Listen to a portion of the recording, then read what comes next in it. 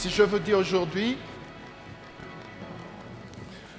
quel est le lien entre le sourire radieux de ces enfants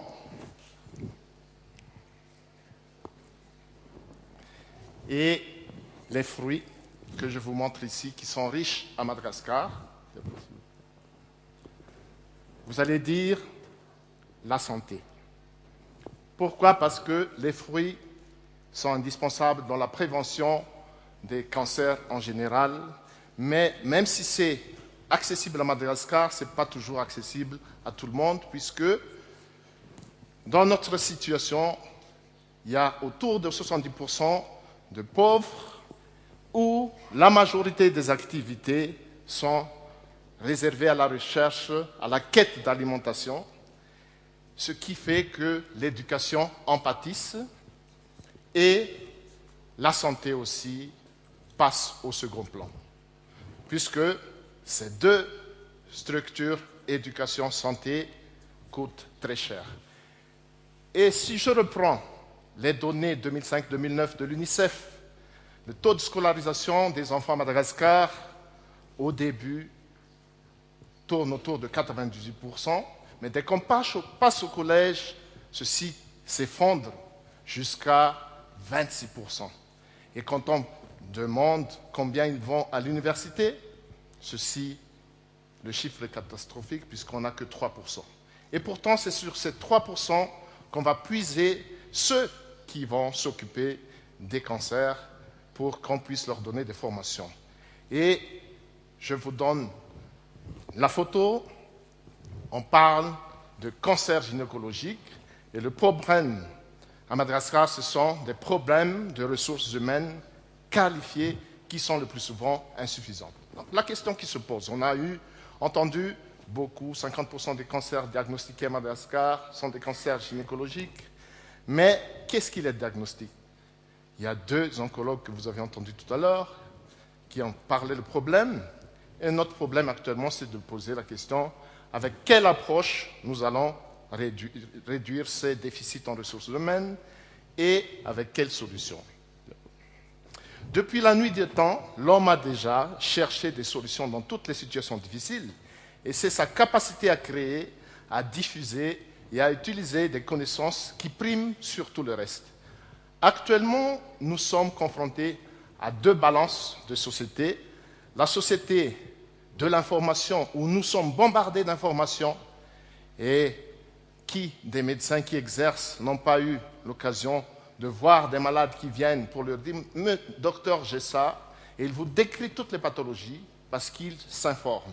Et à côté, il y a les sociétés du savoir qui commencent à diminuer puisque très peu de jeunes vont dans le système de formation. Diapo, s'il vous plaît.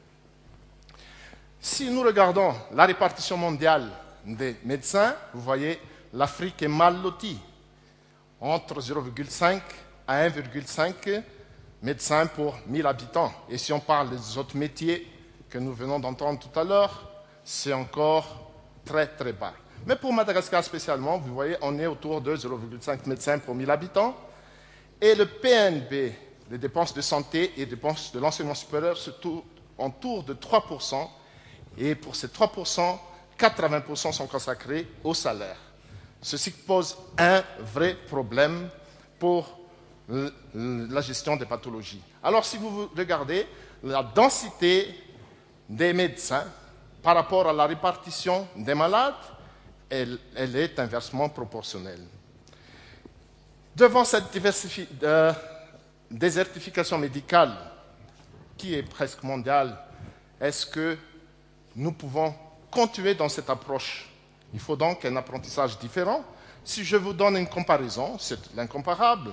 L'université de Laval et l'université d'Antananarive, dans la formation médicale, ont les mêmes étudiants, 3500 à l'entrée, 200 à la sortie après la 6e année. Mais si on regarde les enseignants, vous voyez, 600 professeurs pour assurer la formation à Laval, 63 à Madagascar. Et si on inclut tout ce qui encadre, 2400 à Laval, 351 à Madagascar. Nous sommes confrontés aussi à la fuite du cerveau Et en 2005, nous avons eu un gros problème puisque le nombre d'enseignants est descendu à 15, puisque la plupart en ont marre de travailler dans des conditions défavorables. Ils sont partis. Et heureusement, il y en a quelques-uns qui y croient toujours, qui a monté une structure pour une formation de 2 ans à Madagascar de spécialité, 1 an en Europe, et ça permet aux jeunes de rentrer. Ce qui nous a permis en 15 ans de former autour de 500 spécialistes dans toutes disciplines confondues. Diapo, s'il vous plaît. Le besoin en santé de Madagascar tourne autour de 5000 médecins pour 2020. La capacité de formation tourne autour de 250 par an. Donc, si vous faites le calcul, il nous faut 20 ans pour atteindre ces nombres de médecins. Diapo, s'il vous plaît. Il y a donc une désertification médicale sans précédent. Donc, vous voyez, on a besoin d'une formation initiale bien étoffée, mais aussi une formation continue sans précédent. Je vais vous donner quelques chiffres. L'OMS, en 2006, estime à 4,2 millions le nombre de recrutements qu'il faut pour les professionnels de santé pour assurer les besoins en 2015. Et pour la seule Afrique, il faut 1 million de recrutements de personnel de santé. Et même les États-Unis, en 2010, ont besoin de 1 million d'infirmières pour assurer ces besoins. Donc vous voyez, énorme. Et en 2006, 57 pays connaissent une pénurie de professionnels de santé. Et en 2012, c'est-à-dire l'année prochaine, tout le monde est concerné. Diapo, s'il vous plaît. Donc, pourquoi et comment sommes-nous arrivés à ce stade? Il y a 3 points très importants. D'abord, il y a un sous-investissement dans les systèmes de santé et dans la formation des professionnels de santé. Les institutions financières, comme la Banque mondiale, si on a des représentants ici, ne s'intéressent pas à la formation du post-bac. La conséquence est énorme parce qu'il y a un déficit croissant dans la formation des enseignants, sans parler de la dévalorisation du métier, ce qui se passe pas seulement à Madagascar, mais dans les pays d'Afrique. Et la conséquence, vous le savez tous, c'est la fuite du cerveau, l'émigration des personnels compétents dans les pays avancés. Diapo, s'il vous plaît. Regardez, je vous donne des chiffres pour ces migrations. Chaque année, plus de 20 000 professionnels de santé quittent l'Afrique. Et il y a plus de médecins spécialistes malgaches dans la région parisienne qu'à Madagascar. Et si vous allez dans les hôpitaux publics en Europe de l'Ouest ou bien en Europe du Nord, vous savez tous, nous sommes tous passés, près de la moitié des personnels qui y sont des étrangers. Voilà la constatation. Mais on peut tirer un bon côté, diapo, s'il vous plaît. Ces chiffres nous montrent donc qu'il n'y a pas de différence culturelle. On a parlé de culturel orange ce matin, aux méthodes de formation des médecins, mais il faut trouver un moyen pour éviter les flux migratoires des cadres de la santé vers les pays avancés. Ceci est déjà décrit dans la déclaration universelle de l'UNESCO, dans son article 10, qu'il faut renforcer la coopération et la solidarité internationale pour la mise en place des instituts culturels compétents et viables dans le pays du Sud. Et merci à Cynthia pour ce projet très important qui nous aide à retenir nos compétences à Madagascar. Et quand on parle du cancer du sein et du cancer du col, nous avons entendu depuis ce matin, près de 80% des pathologies se trouvent au niveau des pays en développement et tous les facteurs de risque qu'on a énoncés tout à l'heure dépendent du bas niveau socio-économique et d'où le rôle important de l'éducation. L'éducation, que ce soit des malades, que ce soit des enseignants.